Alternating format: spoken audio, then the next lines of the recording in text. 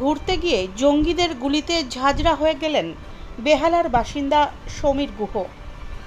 প্রসঙ্গত গত 16ই এপ্রিল স্ত্রী ও কন্যাকে নিয়ে কাশ্মীর রওনা দিয়েছিলেন তিনি।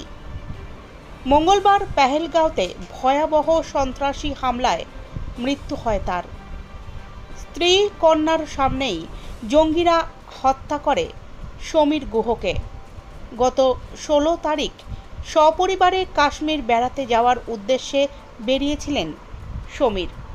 স্ত্রী শবরী গুহ ও মেয়ে শুভাঙ্গী গুহকে নিয়ে ভূস্বর্গ দেখতে যাচ্ছিলেন তিনি। তখনও তারা কেউই বুঝতে পারেননি কি হতে চলেছে এক সপ্তাহের মাথায়।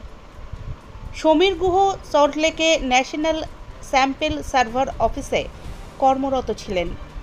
তিনি কেন্দ্রীয় সরকারের কর্মী। সেনার সহযোগিতায় মৃতদেহ কফিনবন্দি করে কলকাতায় ফেরার উদ্যোগ নেওয়া হচ্ছে। মঙ্গলবার রাত্রে ভিডিও কলে কথা হয়েছে পরিবারের সঙ্গে। এই পুরো ঘটনায় বুধবার সকাল 11টা নাগাদ শোকের ছায়া লক্ষ্য করা গেল বেহালার শখের বাজার জগৎ রায়চৌধুরী রোডের উষা অ্যাপার্টমেন্টে। কবে ফেরার কথা ছিল ওনাদের? কবে গেছেন? 16 তারিখে ওনারা গেছিলেন, আজকেই ফেরার কথা ছিল। নিশ্চয়ই আগে থেকে প্ল্যান করা এটা। মানে কার প্ল্যানিং ছিল? না, এটা সেরকম কোনো স্পেসিফিক প্ল্যানিং কারো ছিল না, পুরো ফ্যামিলি মিলে প্ল্যান করেছিল। ফেরাতে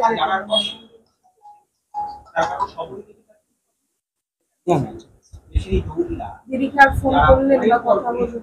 না, তারপরে থেকে ফোন করিনি। সকালবেলাও ড্রাইভারের সাথেই আমার কথা হয়েছিল, কারণ ওখানে তো সবার সাথে কন্ট্যাক্ট করাটা অ্যাকচুয়ালি সব নেটওয়ার্ক তো ওখানে চলে না। কথা হয়েছে ড্রাইভারের সাথে, ওনারা ওখান থেকে প্রসেস করবেন।